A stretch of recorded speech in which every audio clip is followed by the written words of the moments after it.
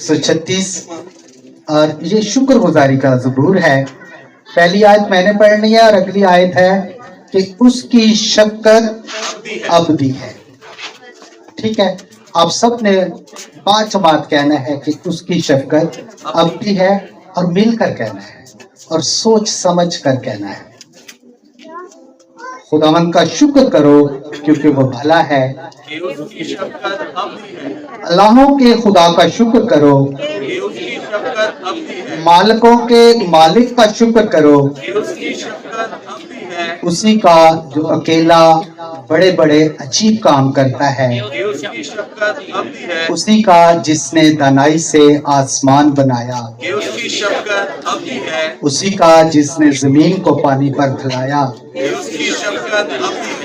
اسی کا جس نے بڑے بڑے نیر بنائے، دن کو حکومت کرنے کے لیے آفتاب، رات کو حکومت کرنے کے لیے ماہتاب، اسی کا جس نے مصر کے پہلوٹوں کو مارا اور اسرائیل کو ان میں سے نکال لایا، کبھی ہاتھ اور بلند بازو سے. اسی کا جس نے بحر کلثم کو دو حصے کر دیا اور اسرائیل کو اس میں سے پار کیا، لیکن فرعون اور اس کے لشکر کو بحر کلثم میں ڈال دیا. اسی کا جو بیابان میں اپنے لوگوں کو رہنما ہوا، اسی کا جس نے بڑے بڑے بادشاہوں کو مارا اور نامور بادشاہوں کو قتل کیا، اموریوں کے بادشاہ شعون کو اور بسن کے بادشاہ اوچ کو، اور ان کی زمین میراث کر دی، یعنی اپنے بندہ اسرائیل کی میراث، جس نے ہماری پستی میں ہم کو یاد کیا اور ہمارے مخالفوں سے ہم کو چھڑایا، جو سب بشر کو روزی دیتا ہے. آسمان کے خدا کا شکر کرو. آمین آمین آمین. خدا کے لوگوں، یہ شکر گزاری کا زبور اور اس کی آیات ہیں ٹوٹل 26 اور 26 دفعہ اس میں لکھا ہوا ہے کہ اس کا شکر کرو، اور 26 دفعہ ہی اس میں لکھا ہوا ہے کہ اس کی شفقت ابدی ہے. جس خدا کو ہم مانتے ہیں اس کی شفقت ابد تک ہے. ہم بے وفا ہو جاتے ہیں لیکن وہ نہ تو بے وفا ہوتا ہے اور نہ ہی کبھی ہمیں چھوڑتا ہے. تو جو وفادار خدا ہے، جو ہمیشہ ہمارے ساتھ رہتا ہے، ہمیں چھوڑتا نہیں، چاہے حالات جیسے بھی ہوں، وہ ہم سے دستبردار نہیں ہوتا. تو جو دستبردار نہیں ہوتا، جو ہمیشہ ہمارے ساتھ ساتھ رہتا ہے، اس کے لیے زوردار تالیاں. آپ کی تالیاں بالکل نہیں. جتنی بڑی اس کی شفقت ہے اتنی زور سے آپ کی تالیاں ہونی چاہیے.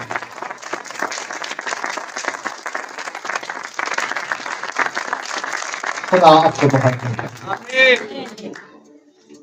اور خدا کا پاک روح ہمیشہ آپ پر رہے. اس زبور میں 4 باتیں ہم سیکھیں گے. پہلی بات یہ ہے کہ ہمارا خدا جو ہے وہ سب اللہوں سے اعلیٰ ہے اور اس جیسا کوئی بھی نہیں ہے. اس جیسا نہ آسمان پر نہ زمین پر کوئی اور نہیں ہے. وہ ایک ہی ہے اور اس کا نام ہے خداوند یسوع مسیح ناصری. تو خداوند یسوع مسیح کے لیے زوردار تالیاں بجائیں.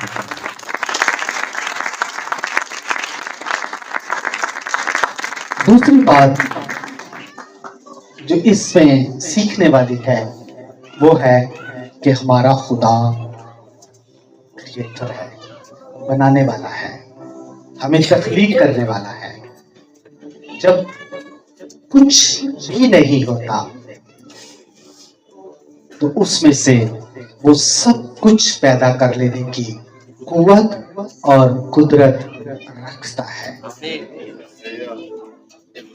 اور اس کا مکاشفہ ابراہیم پر اس وقت کھلا جب ابراہیم کو کہا گیا کہ جب وہ اپنے بیٹے کو ذبح کرنے کے لیے جا رہا تھا اور اسے یقین تھا کہ خدا مردوں کو بھی زندہ کرنے کی قوت اور قدرت رکھتا ہے. اور خدا جہاں سے امجد بھائی جہاں سے نہیں ہوتا خدا وہاں سے مہیا کر دیتا ہے. ہمارا خدا ہمیں بنانے والا ہے، ہمیں سنوارنے والا ہے اور ہمیں سنبھالنے والا بھی ہے. اور اس دنیا کو بھی بنانے والا وہی خدا ہے. اور صرف بنانے والا ہی نہیں بلکہ اس کو سنبھالنے والا بھی ہے. اور آج تک اس نے اس کو سنبھالا ہوا ہے. اس کو سمجھنے کے لیے یہ میرے پاس موبائل ہے، یہ ایک انسان نے بنایا ہے. حکمت بنائی میرے خدا نے اسے دی ہے. بنانے والا کون ہے؟ انسان. لیکن اگر میں اس کو چارج نہ کروں تو یہ چل سکتا ہے؟ نہیں چل سکتا. آج جب میں آ رہا تھا تو میں نے اپنے مسز کو کہا کہ اس کا چارجر بھی اس کے اندر رکھ دیں کیونکہ چارجر کے بغیر یہ ڈیڈ ہو جائے گا. لیکن ذرا سوچیں، آپ کے دل کو جس نے بنایا ہے، جب سے آپ پیدا ہوئے ہیں، جب سے آپ ماں کے پیٹ میں آپ نے صورت پکڑی ہے، تب سے یہ چل رہا ہے. اور اس کو چلانے والا کون ہے؟ میرا خدا. ہمارا خدا ایسا ہے، اس کو سنبھالنے کے لیے کسی اور چیز کی ضرورت نہیں ہوتی، پیش نہیں ہوتی. وہ اکیلا یہ کرتا ہے اور کرتا رہے گا. اور ہماری زندگیوں میں بھی وہ اسی طرح عجیب کام کرتا ہے. تیسری بات کہ خدا اپنے لوگوں کی کیا کرتا ہے؟ جنگ لڑتا ہے. کیا لڑتا ہے؟ جنگ لڑتا ہے. اور بنی اسرائیل اس کا مکاشفہ اگر دیکھیں تو موسیٰ کو خروج 3 باب اور اس کی 13 اور 14 جب خدا موسیٰ سے ہم کلام ہوا اور خدا نے کہا کہ میں زمین پر اس لیے اترا ہوں کہ اپنی قوم بنی اسرائیل اس مشکل سے ان کو رہائی دوں اور غلامی سے نکالوں. اور صرف نکالا ہی نہیں، ان کے درمیان اپنی قدرت کو، اپنے ہونے کو ظاہر کیا. اور خدا کے لوگوں، جیسا کہ یہاں پہ لکھا ہے، بحر کلزم، آگے کیا ہے؟ سمندر. اور پیچھے کیا ہے؟ فرعون اور اس کی فوجیں. بنی اسرائیل درمیان میں. اور تھے میرا خیال ہے 10-12 لوگ تھے. لاکھوں کے ساتھ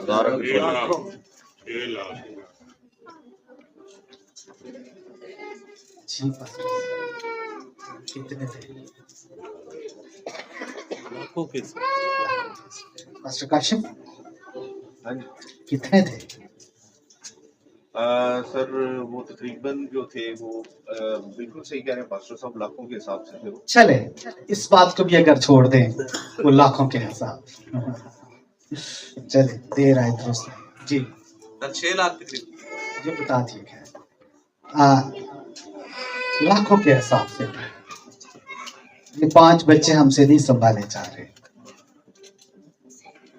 वो लाखों सिक्के हिसाब से, और आगे समुंदर और पीछे दुश्मन की फौज फंस के, और खुदा ने अपने साथ होने का सबूत दिया। वो अपने लोगों के लिए जंग लड़ता है।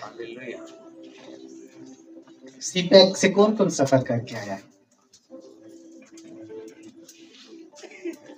खुदा ने समुद्र के बीच में से उनके लिए सीपैक बना दिया,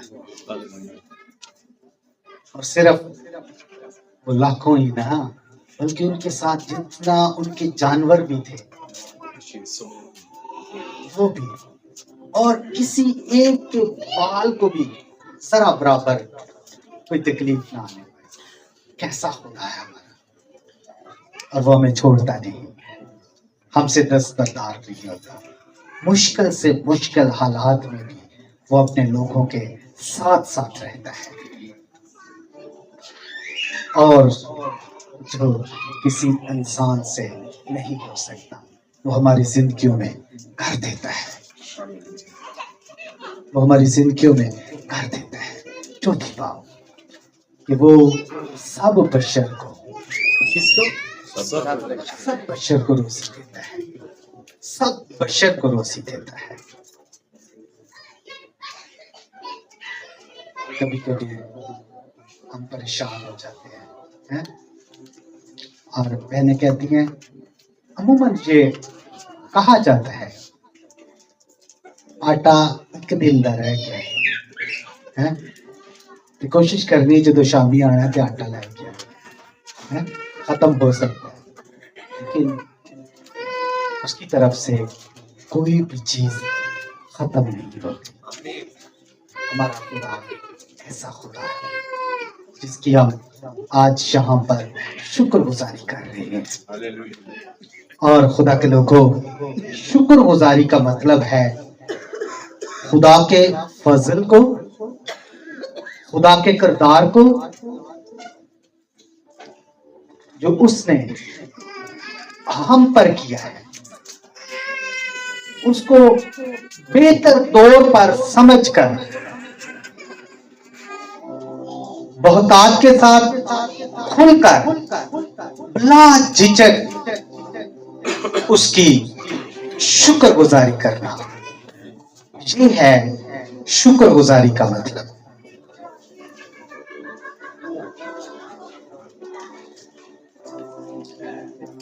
हम एक स्टोरी पढ़ते हैं, कितने कोढ़ी आए थे खुदावंद यीशु मसीह के पास? कितने? 10 कोढ़ी आए थे, और शफा कितनों ने पाई थी? 10।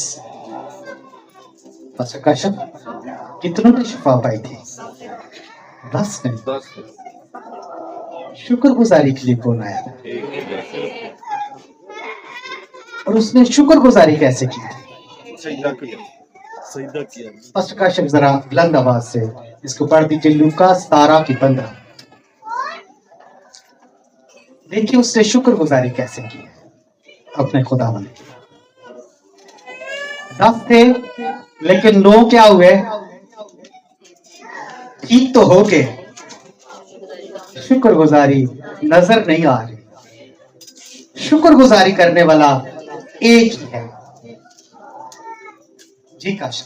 वो जाते जाते पाक साफ हो गए, फिर उनमें से एक ये देख कर कि मैं शिफा पा गया, बुलंद आवाज से खुदावन की तमजीद। बुलंद आवाज से कैसे? बुलंद आवाज से, बिला झिझक, बगैर किसी रोक टोक के वो वापस आया, और खुदावन की क्या कर रहा था? तमजीद कर रहा था, शुक्रगुजारी कर रहा था। और आते ही क्या किया? जी, तमजीद करता हुआ लौटा और मुंह के बल यीशु के पांव पर गिरकर उसका शुक्र करने लगा, और वो सामरी। मैं बहुत खुश हूँ।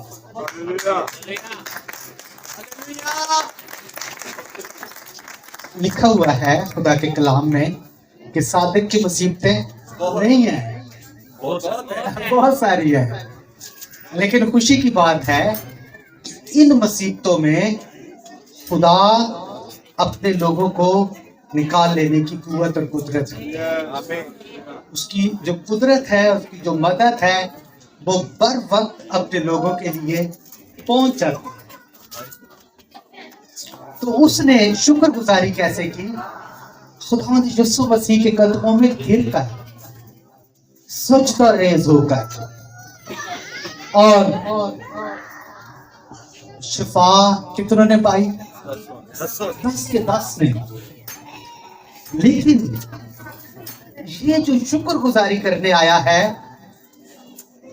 इसने शिफा भी पाई है, और साथ इसके लिए खुदा के लोगों एक एडिशनल बरकत भी है, अज़ाफ़ी बरकत भी है।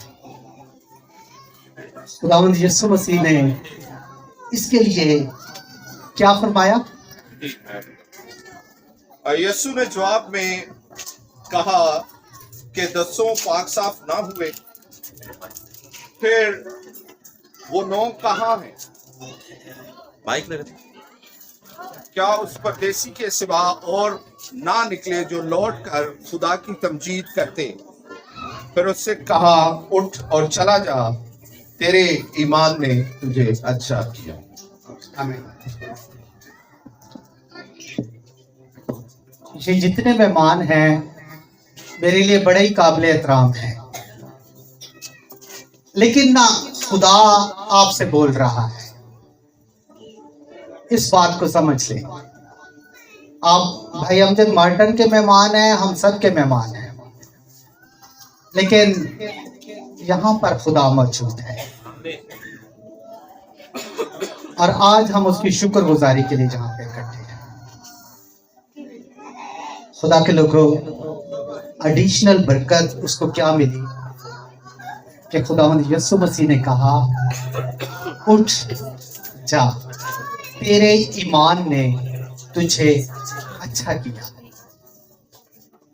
ये जो है ना, अच्छा किया, इसका मतलब है कि खुदा का वो इत्मीनान, खुदा का वो इत्मीनान जो उसके फजल को समझकर हमारे दिल के अंदर पैदा होता है। और जब हमें उस खुदा की समझ आती है, तो फिर हम उस कोड़ी की तरह उसके आगे सजदा रेज़ हो जाते हैं। और सीखने वाली बात यह है कि जो खुदा की शुक्रगुजारी करते हैं, उनके लिए एडिशनल बरकत है, अज़ाफ़ी बरकत है, और उनकी बरकत कम नहीं हो सकती। भाई अमजद, उनकी बरकत कम नहीं हो सकती। जी सर। एक बात और भी ऐड की, कलाम ने बड़ी को तलब कि वो सामरी। मास्टर काशिफ कह रहे हैं कि कलाम ने एक और बात भी इसमें शामिल की है, और वो हकीकत है। उन्होंने मुझे रियलाइज कराया है, ठीक है। और वो क्या है कि वो कौन था? सामरी, रद्द किया हुआ, रद्द किया हुआ। बनी इस्राएल सामरियों को अच्छा नहीं समझते थे, और बाज़ औक़ात हम भी, ये हमारी फीलिंग्स हैं कि हम किसी इंसान को अच्छा नहीं समझते, लेकिन खुदा की नजर में वो अच्छा होता है, क्योंकि हम हमेशा किस पर निगाह करते हैं? चेहरों पर, लेकिन खुदा दिल पर, इंसान के दिल पर निगाह करता है। और वो सामरी था, और उसके लिए एडिशनल बरकत। और खुदा के लोगों, खुदा ऐसे दिल ढूंढ रहा है, तलाश करता है, जो उसकी शुक्रगुजारी करते हैं। और खुदा को ये बहुत ही पसंद है कि उसकी शुक्र किया जाए, उसकी शुक्रगुजारी की जाए। اس کی عزت کی جائے، اس کی تعظیم کی جائے، اس کو سجدہ کیا جائے، کیونکہ وہ سجدوں کے لائق ہے۔ سجدے کا مطلب ہے اپنے آپ کو سرنڈر کر دینا، خالی کر دینا، اپنے آپ کو پیش کر دینا کہ میں کچھ نہیں لیکن تو سب کچھ ہے، اور تو سب کچھ کرنے کی قوت، قدرت اور طاقت رکھتا ہے، اور تو کرے گا، اور وہ کرتا ہے۔ کر کے دیکھیں، وہ کرتا ہے، اور اس نے کیا ہے، اور وہ کرتا رہے گا، کیونکہ یہ اس کی شان ہے، یہ اس کی قدرت ہے۔ تو اس کی قدرت کے لیے، اس کی شان کے لیے زوردار تالیاں۔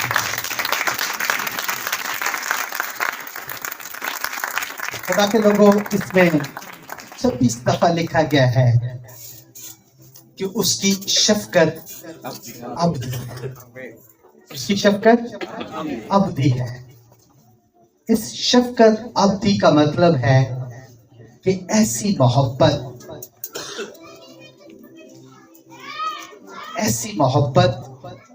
جس کی بنیاد عہد باندھ کر رکھی گئی ہو، ایسی محبت جس کی بنیاد عہد باندھ کر رکھی گئی ہو۔ اور خدا کے لوگوں،